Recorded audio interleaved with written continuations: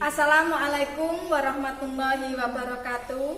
Halo anak-anak, kita kembali lagi dalam materi MPLS, yaitu materi cara belajar efektif. Belajar yang efektif adalah proses belajar mengajar yang berhasil guna dan proses pembelajaran itu mampu memberikan pemahaman, kecerdasan, ketekunan, kesempatan dan mutu atau kualitas yang lebih baik serta dapat memberikan perubahan perilaku dan dapat diaplikasikan atau diterapkan dalam kehidupan sehari-hari sehingga hasil dari pembelajaran itu akan dapat menghasilkan sumber daya manusia yang unggul. Dan untuk mencapai belajar yang efektif, tentu saja dalam proses belajarnya harus dilakukan dengan baik dan benar. Berikut ini adalah tips-tips belajar yang baik dan benar. 1. Belajar kelompok. Belajar kelompok dapat menjadikan kegiatan belajar menjadi lebih menyenangkan karena ditemani oleh teman dan berada di rumah sendiri sehingga dapat lebih santai. Yang kedua, rajin membuat catatan intisari pelajaran. Jadi kalian harus membuat catatan di kertas atau buku kecil yang mana dibawa kemana-mana sehingga dapat dibaca dimanapun kita berada.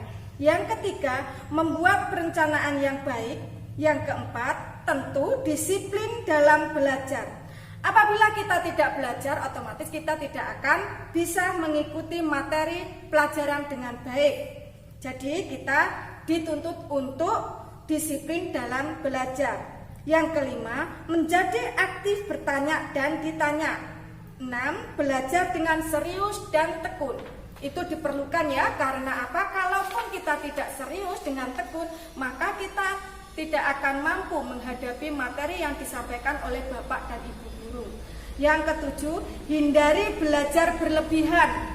Jadi kalian bisa belajar sesuai dengan waktu, tidak bisa berlebihan karena berlebihan akan menyebabkan rasa kecapean pada otak kalian. Yang ke-8, jujur dalam mengerjakan ulangan dan ujian. 9. Jadilah seorang pemimpin, latihlah rasa tanggung jawabmu. Itu diperlukan dalam setiap diri masing-masing, karena dengan bertanggung jawab kita mempunyai rasa yang penuh untuk menghadapi semua materi. 10. Mendengarkan penjelasan guru dengan baik. Selanjutnya, jangan malu untuk bertanya. Lah, itu jelas harus dimiliki oleh setiap siswa. Jika kalian malu untuk bertanya, maka akan mendapatkan rasa kesulitan untuk memahami pelajaran. Yang ke-12, kerjakan PR. Selanjutnya, selalu mengulang pelajaran yang sudah diajarkan. Maksudnya begini, jika sudah diajarkan oleh Bapak Ibu guru yang ada di ruang kelas, kalian harus mengulang atau mempelajari di rumah biar lebih paham. Cukup istirahat, makan dan bermain. Itu perlu pada diri kalian. Jadi kalian tidak melulu untuk belajar. Kalian juga harus cukup istirahat, makan dan bermain. Itu perlu pada diri kalian semuanya. Selanjutnya, banyak berlatih pelajaran yang kurang disukai. Apabila kamu tidak menyenangi suatu mata pelajaran, contohnya matematika itu kan sulit, maka banyak-banyaknya berlatih. Jangan hanya diam duduk di tempat. Terus selanjutnya, ikutilah kegiatan ekstrakurikuler yang kamu senangi. Nah, itu di beberapa sekolahan kita terdapat ada beberapa ekstrakurikuler. Kalian tinggal memilih ekstrakurikuler mana yang kalian sukai. 17. Cari seorang pembimbing yang baik. Jangan suka mencontek teman. Itu biasanya sering dilakukan pada kalian saat mendapatkan tes ataupun ulangan. Itu jangan sering dilakukan ya, karena kalian harus belajar mandiri. Selanjutnya, niat dengan sungguh-sungguh. Terus, lokasi dan situasi yang kondusif. Cara yang paling efektif untuk belajar adalah mencari tempat yang nyaman, dan tidak terlalu banyak gangguan agar kita bisa lebih konsentrasi. Kalau misalnya ada sesuatu yang membisingkan, meramaikan, maka kalian tidak bisa konsentrasi. Maka diperlukan dengan kondisi yang kondusif. Hindari sikap tidak jujur, itu harus terdapat pada diri kalian semuanya. Metode imitasi. Apa yang dimaksud dengan metode imitasi? Metode ini direalisasikan ketika seorang meniru orang lain atau gurunya. Metode ini sering digunakan anak kecil untuk melafal kata bahasa dari orang tuanya. Begitu juga jika ia meniru berbagai perilaku, etika, dan tradisi. Trial and error. Manusia juga belajar dari eksperimen pribadi. Jadi dia akan berusaha secara mandiri untuk memecahkan masalah yang dihadapi. Conditioning, ya. Conditioning, manusia bisa belajar dengan pengkondisian.